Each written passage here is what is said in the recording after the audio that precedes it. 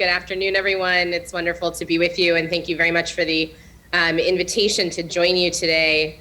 It's a real pleasure to be with you and to have this really important conversation.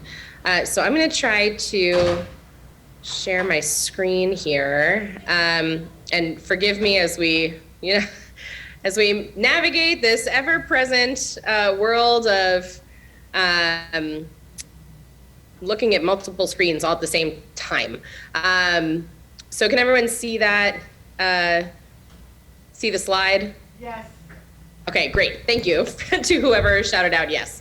So I'm going to try to, my goal for this is to talk for about 25 to 30 minutes, and then and we'll go through this slide deck as we do it, and then open it up to some questions. So again, thank you to Professor Carter for the very warm welcome. It is, we have been friends for a long time, and it's been a real pleasure and joy to get to know each other, both on a more personal note, through all the dancing that we used to do, and also in our professional roles as well. I am very proud to serve in my second term in the State Senate in Massachusetts. I also want to take a minute to introduce my communications director, Evan Berry, who is in the audience today, also via Zoom. I'm sorry we were not able to join you in person.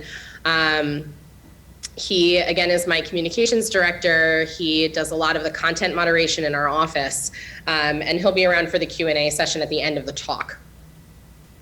My policy areas are somewhat wide, so I'm going to just move on to the second slide here. This is a little bit about me. This is the day I was first sworn into the Senate. These two kids sitting in front of me are mine. And my husband's, he's this guy way here in the back, as we're all, this is my mom over here. This is the day that I became a state senator, was sworn into office. I brought with me a wealth of experience in a variety of other contexts. These kids are, of course, much older now, because this is back in 2019.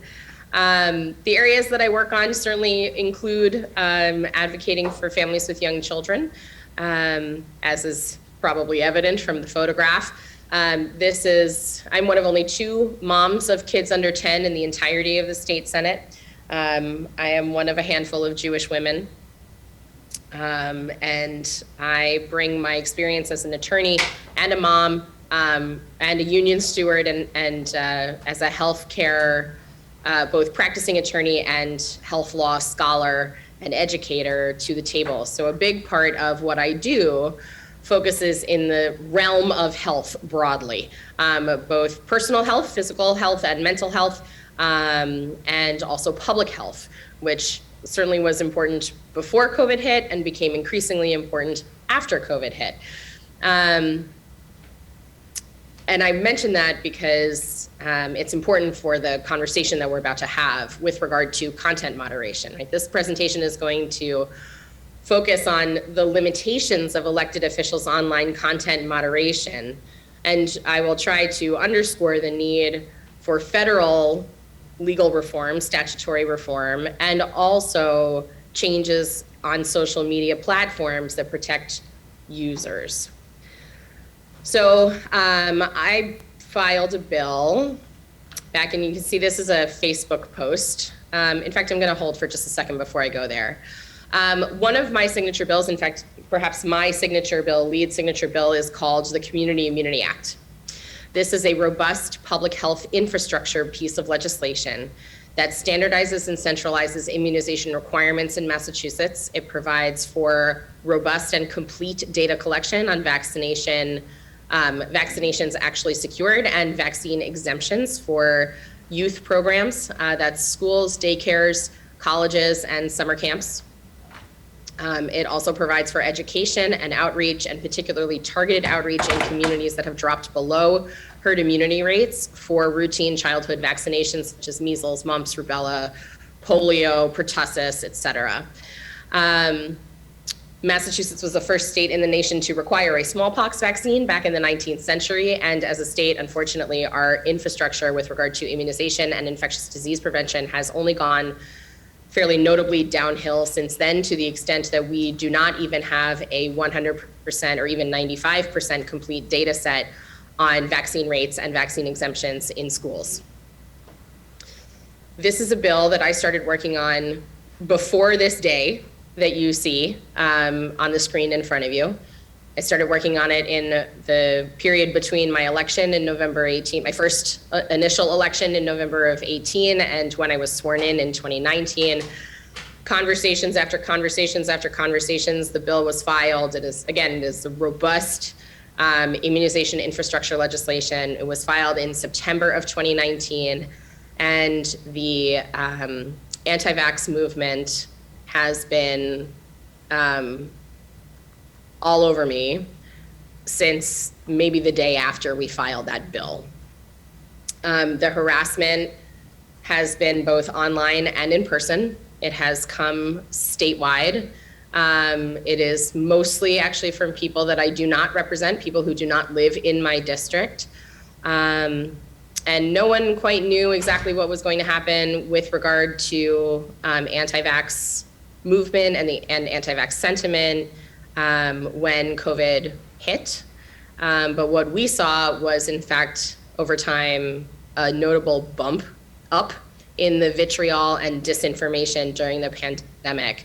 That's disinformation about the vaccine, disinformation about masking, disinformation about COVID, claims even that COVID is a hoax, in addition to the identity-based harassment and hate speech that is aimed at me that we receive online and in person, including anti-Semitism, misogyny, and body shaming. There are other legislators that work in this field, most of whom are men. And while they received some backlash for sure, the extent is not nearly to the severity that I have received. In fact, the severity had gotten to such a notable level that the Boston Globe ran a spotlight on me and the online hate coming my way just a few weeks ago.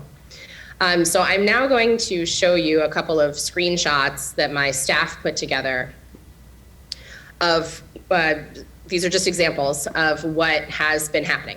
I'm going to let them speak for themselves. Please note some of this content may be disturbing. It is certainly disturbing to me and to my staff. But I want to give you an idea of what it is that we are dealing with. And again, this is some, but not all, and does not actually include some of the most egregious material.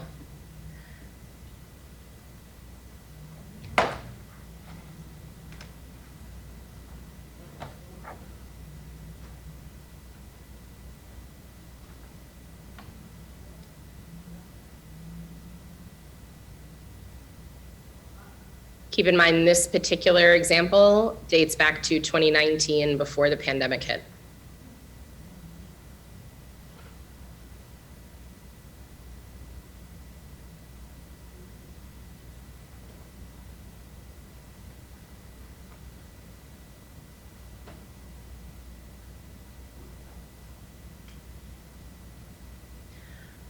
This is a post we put up on Holocaust Remembrance Day. I am the granddaughter of a survivor. My grandfather escaped the Nazis, came to America and enlisted and went right back to his home city in Germany to fight against the atrocities of Hitler and the Nazis.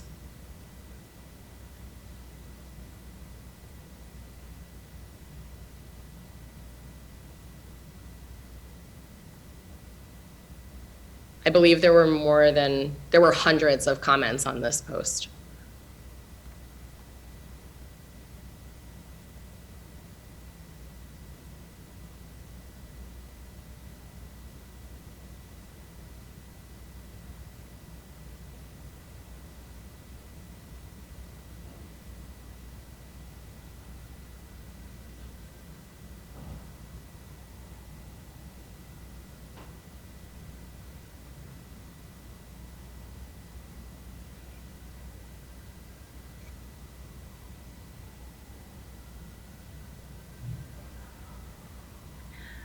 During the month of March, which is Women's History Month, I do a local leadership lunch series where I interview women leading in their local communities in our district.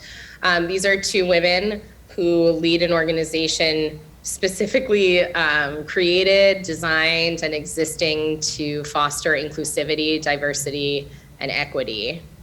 You can see the total comment count here, 205 comments. And you will see shortly that most of them are not friendly.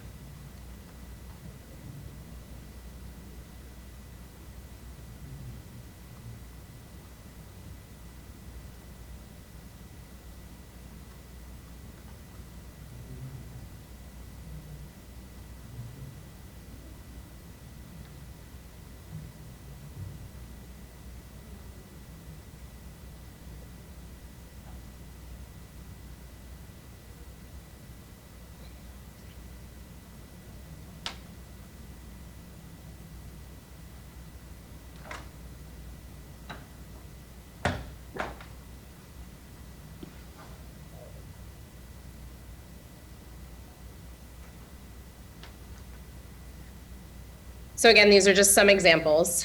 And all of these and more lead us to several questions that we face every day with regard to online account and page management.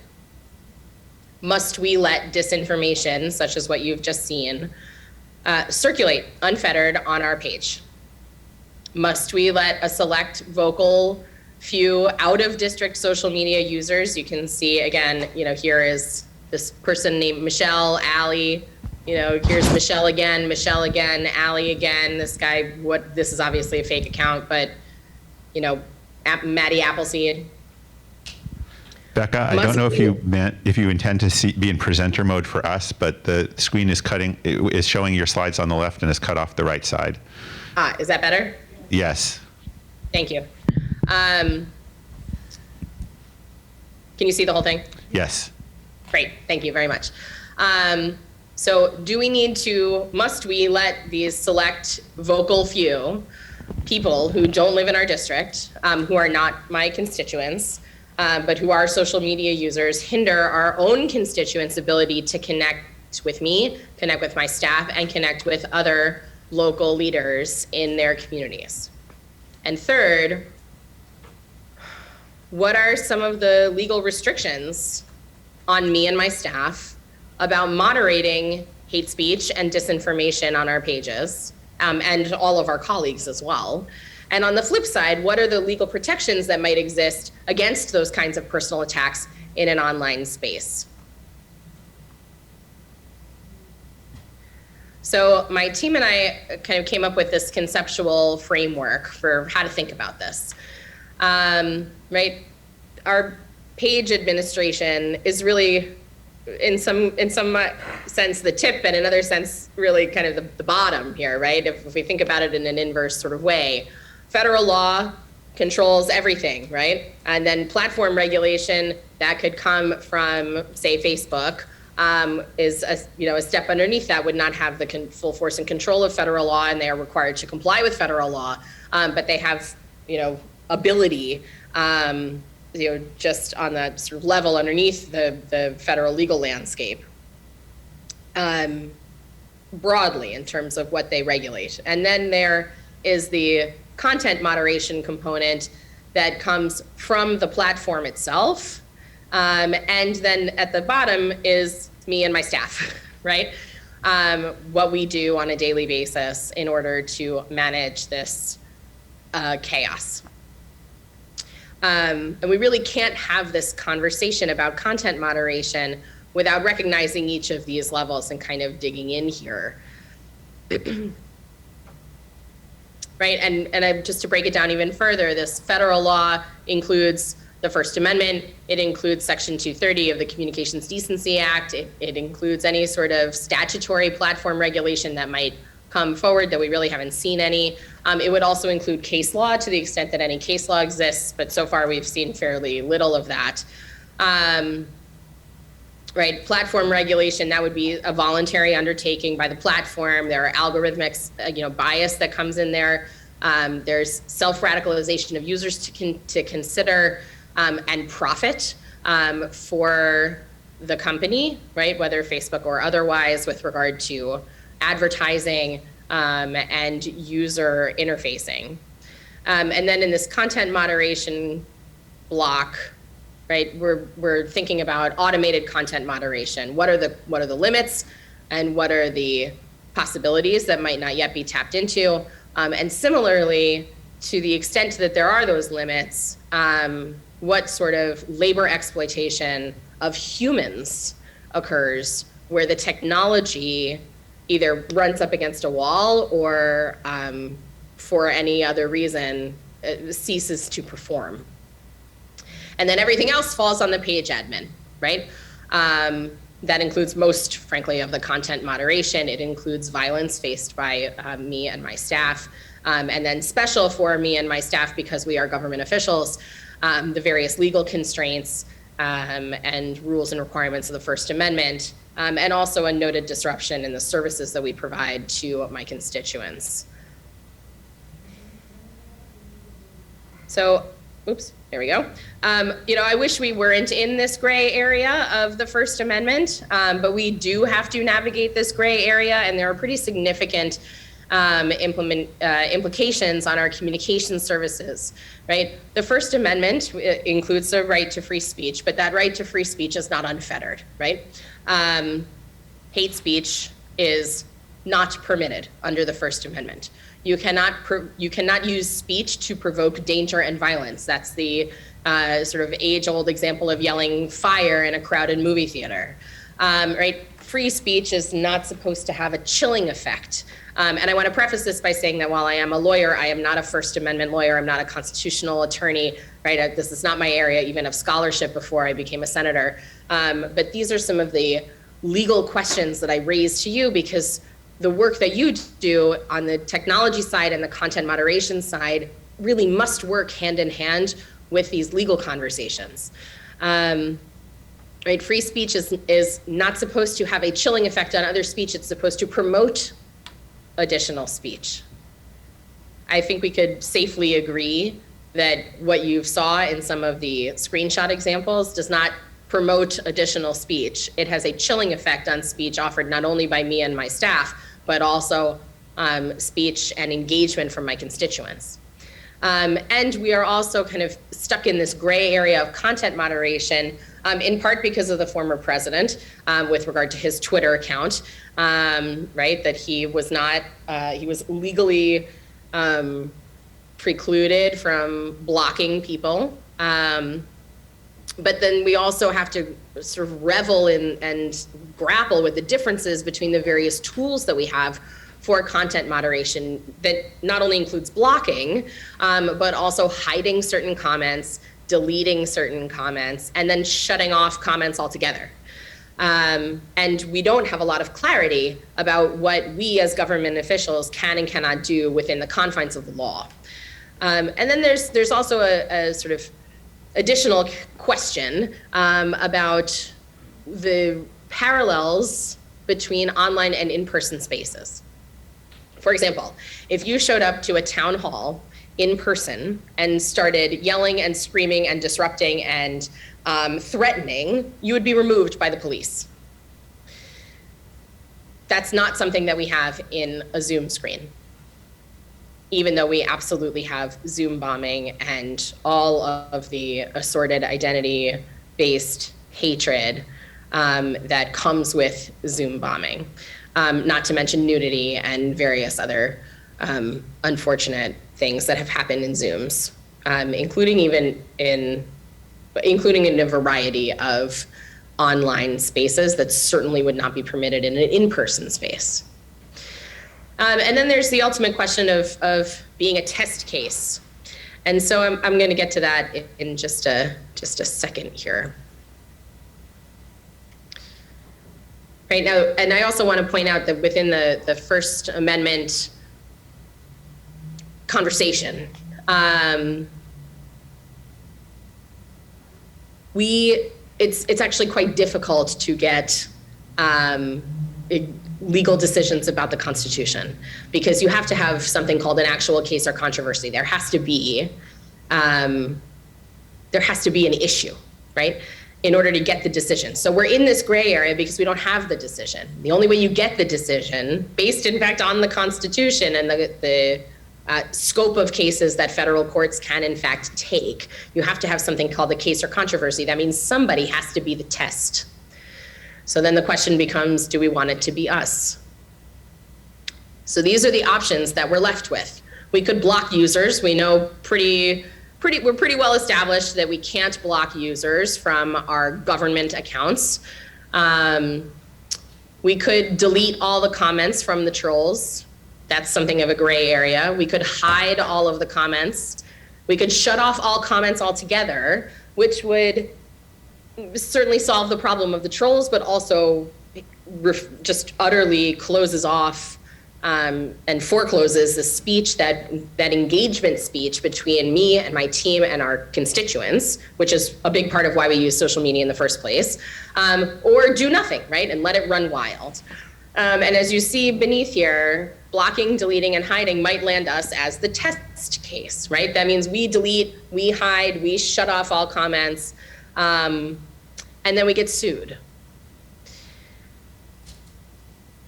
And there's impact of being sued, right? There's a reason that there are multiple reasons why people don't want to be the test case, right? There are implications on my personal life and my family. There are certainly implications for my career. I'm in my second term as a legislator. As legislators go, I'm fairly young, I'm in my 40s. Right, it would instantly launch me into a national profile. And of course, there's the current makeup of the Supreme Court. And all of those things are considerations and then some. And I'd add also the considerations for my staff, who certainly are not being paid enough to be thrown into the national spotlight like that. So in the absence of a test case, we are stuck in this gray area of what we can and cannot do within the confines of the First Amendment with regard to our content moderation. And as we are stuck in this gray area, really the only thing that is the safe option, so to speak, is to do nothing, because we don't know what we can do without getting sued, right? Now, at the end of the day, we come to this. This responsibility simply should not fall exclusively on the shoulders of elected officials such as myself and our staffs. But it does. So I want to bring us back to this framework. I legislate at the state level. I do not have a lot of sway in policy regarding the internet and internet use and internet regulation. That's a federal issue. That's for my federal counterparts. But unfortunately, we have seen very little progress in federal social media regulation. One of the laws to watch, again, as I mentioned earlier, is the Section 230 of the Communications Decency Act. And that, I could read you, I'm gonna read you a little quote here, right? When this is from the statute itself, no provider or user of an interactive computer service shall be treated as the publisher or speaker of any information provided by another information content provider. Okay, so what does that mean? That basically means that online intermediaries like Facebook that host or republish speech are protected against a whole host of laws that might otherwise be used to hold them legally responsible for what other people say and do.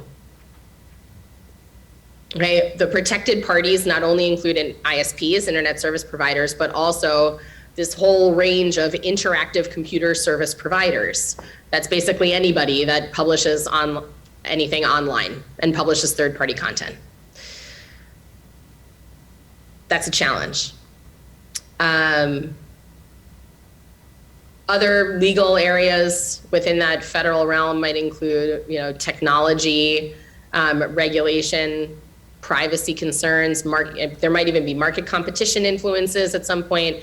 And then of course there's algorithmic transparency, which you would know better than I would as to whether we have any transparency into those algorithms, but I'm certainly not aware of any. So until we get any action on the federal level, and I am not hopeful that that will come anytime soon, it is really left to social media companies to self-regulate. which we know that they are doing to a certain extent, but an extremely limited extent. Right? The platform's broader tendency is to promote and amplify. That includes promoting and amplifying conspiracy theories, fringe groups, and other notably problematic content. So then the question becomes, do they have a duty to protect the public from that harmful content? And so far, at least as the law is concerned, the answer is no. We could have a much longer conversation about whether ethically the answer should be no. Mainstream social media platforms like Facebook and Twitter took so long to censor Trump that they've raised serious questions over whether the violence the world witnessed during the Capitol riot could have been avoided entirely if the companies had done more to protect against algorithmic political polarization in the first place.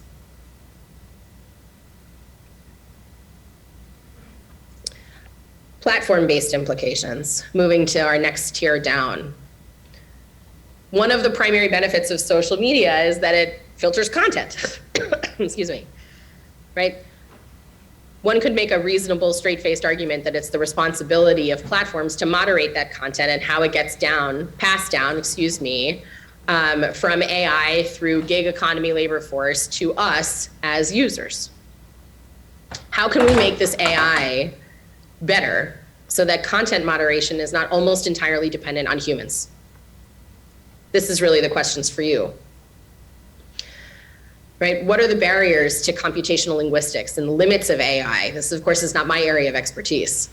But what we do know is that we're seeing exploitation in the commercial content moderation industry, right? Low pay, deep emotional toll on workers who are enforcing internal policies, struggles of training AI systems, and humans who have to actively screen and remove offensive material. This is also a labor issue. These workers face some of the worst dregs of humanity on social media every single day. They deserve, at minimum, equitable pay and some dignity, and probably also much better mental health care. And maybe they shouldn't have to do these jobs in the first place. So we're also always facing barriers to content moderation that come from the platforms themselves, right? The algorithms, again, fuel polarity and self-radicalization.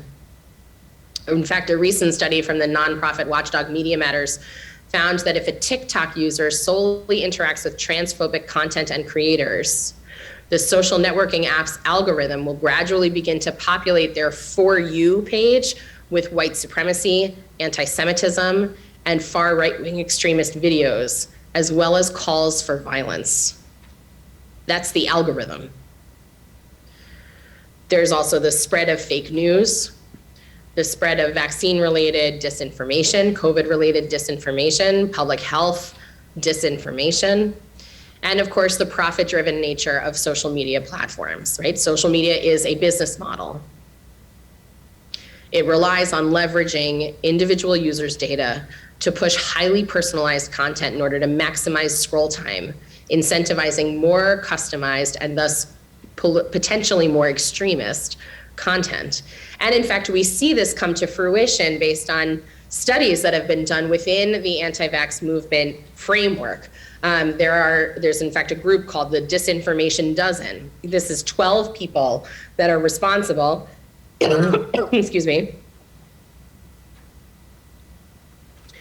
12 people, 12 users that are responsible for roughly 65% of the anti-vax content on social media. 12 accounts. And they profit from it, not just through social media, but also through peddling their various tools,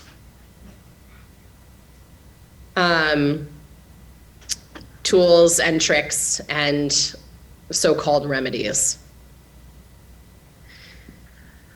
According to the Center for Countering Digital Hate, 147 of the leading anti-vax social media accounts gained over 10 million followers since 2019, an increase of 25% over just 1 year.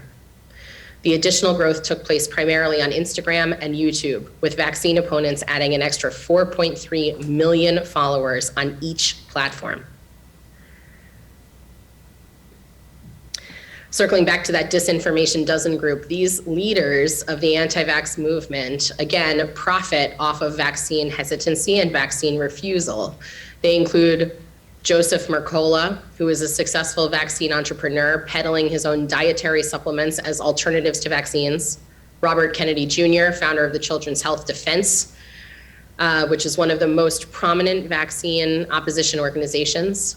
He is one of the largest funders of vaccine opposition propaganda, including a recent free online documentary, targeting Black and Latinx Americans, promoting disproven claims about the alleged false dangers of vaccines.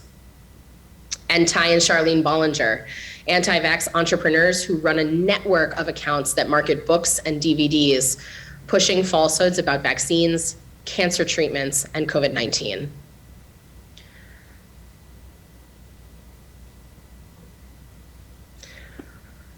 We are still functioning in these gray areas of the legal world, and these gray areas remain a persistent problem for our content moderation, including disinformation and hate on our social media pages. We have to ameliorate these modern challenges in content moderation, and in order to do so, we need change, not only in federal communication policy, but also in platform-specific reforms concerning algorithm bias, the exploitation of human content moderators, content-based profit models, disinformation, and hate speech. And on that bright and happy note, I am happy to take some questions from the audience, and I hope that this has been an informative talk. Thank you very much for your attention.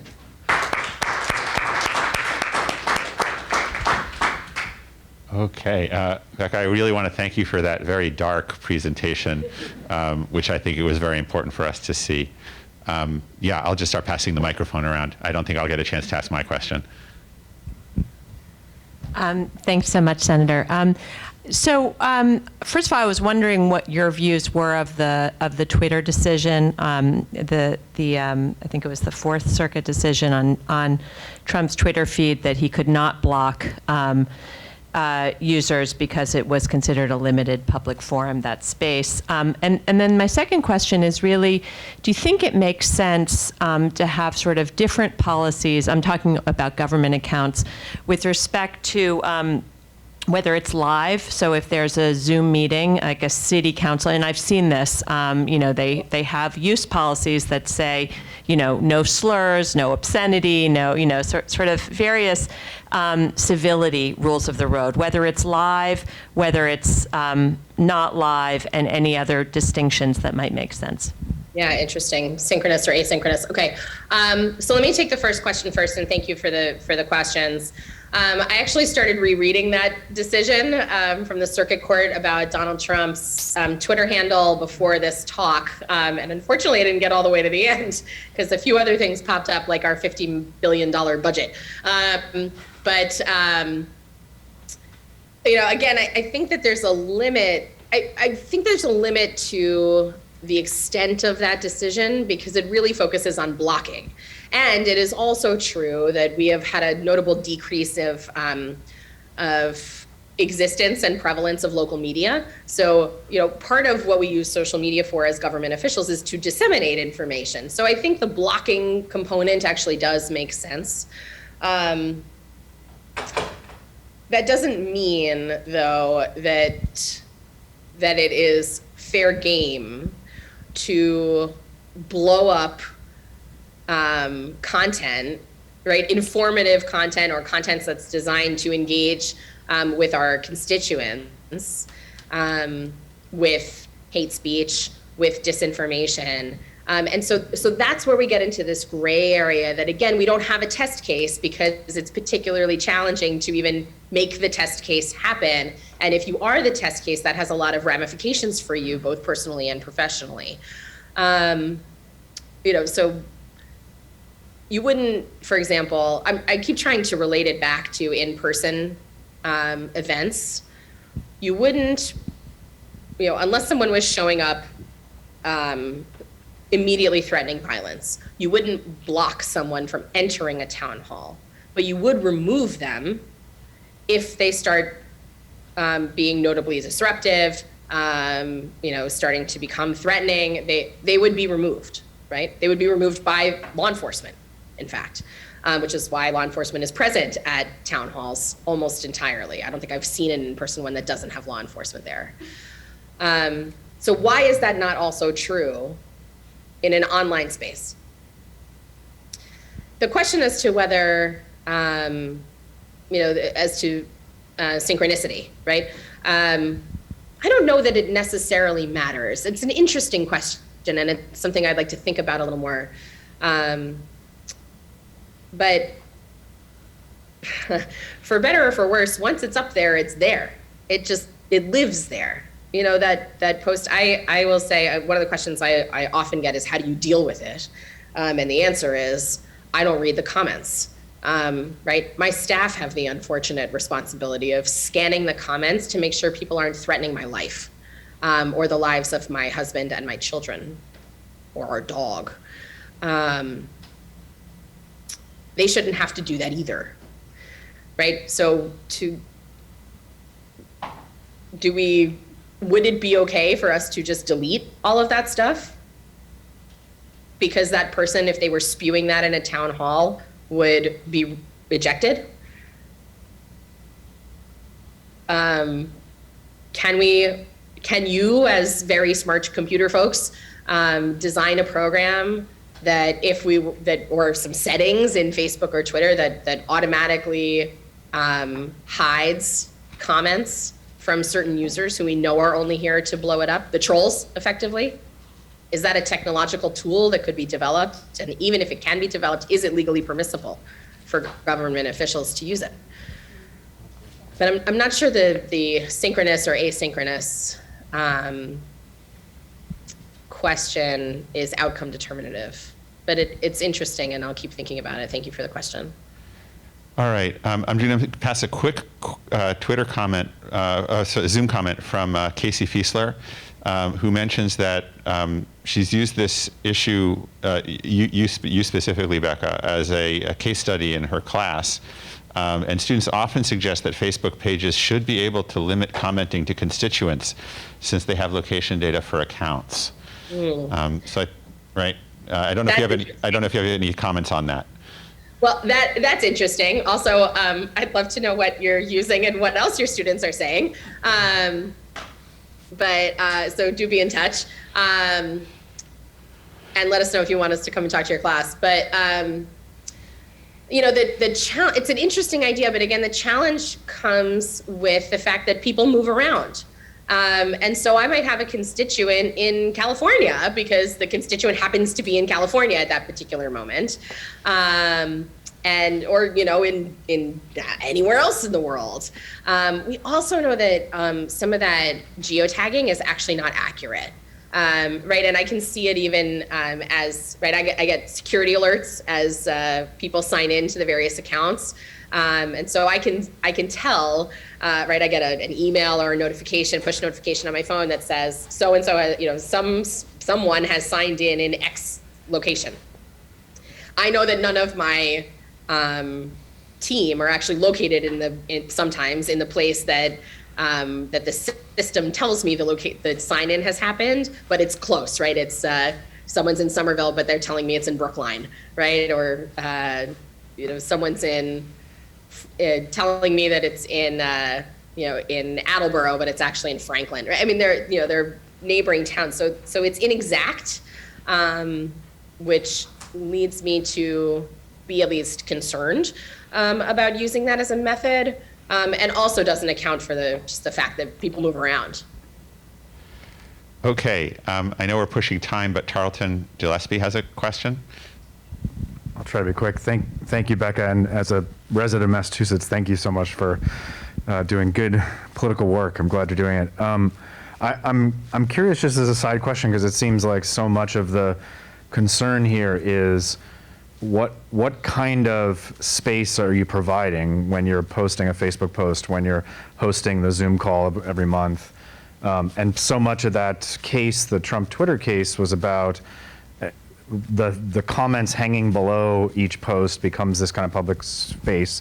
I think, and I have to go look back at the decision, it seemed like the ruling was that he couldn't block people based on their politics. So it does seem to leave room for this idea of setting a set of rules, just like a town hall can say, not only can the police escort you out, but also we're going to limit comments to 5 minutes, and that's a limitation, but it's a sort of fairly imposed one, right?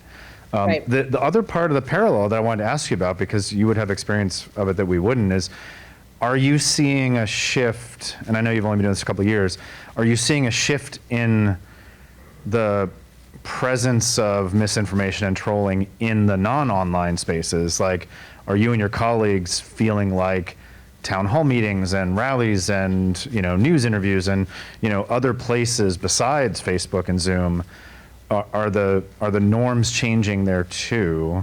Or do you think this is distinctly the ability of people to take advantage of, I'm not anywhere near you, but I can sign into your call or I can post on your Facebook threads? Great questions, and thank you for your comment and your support. There's a difference between proffering alternate opinions and spewing hate or disinformation, right? And that actually, I suspect, based on my conversations with David and several others, is very difficult for AI or any sort of computer-based system to account for, right? Now we happen to know who our trolls are, right? Or we know at least a few of them. So in our particular case, we probably could, at least in a couple of circumstances, figure that out. But I think in fact, I know that we are the exception and not the rule. So it's a challenge, that's a tension. In terms of the question of online versus in-person space and what the dynamic is looking like, I will say we are absolutely seeing an increase, a noted increase in hate and vitriol, rude, disruptive behavior at in-person meetings. Several of them have been at school committee meetings and boards of public health, local boards. These are volunteers, right? I'm a state senator. I at least get a salary. These people are volunteering for these roles, and they have faced, and it's actually been all over the news, in this sphere, that is, we absolutely see it spill over into in-person spaces. We have certainly seen it happen in our own office before COVID. People coming in and shoving a phone into my staff's space and live streaming from my own office, and those were members of the anti-vax movement. In addition, I will say that I believe that the availability of that live streaming capability for anyone to be able to post a video on YouTube and derive benefit from clicks leads to a greater, leads to an enhanced motivation for people to engage in vitriolic behavior, not only online, but also in person. And in fact, if you search for that kind of content about me, you will find it, because I was accosted at a farm. I'm the chair of the environmental committee. I was accosted at a farmer's market by anti-vaxxers and anti-maskers who shoved a phone in my face and followed me all the way to my car. That is, I question whether that would happen, but for the ability of those people to stick that phone in my face. All right, Becca, we've exhausted the time that we had allocated to you. It is really valuable time. I don't know if there are other people who have questions. The next speaker did say they could wait a little bit to start if there are more.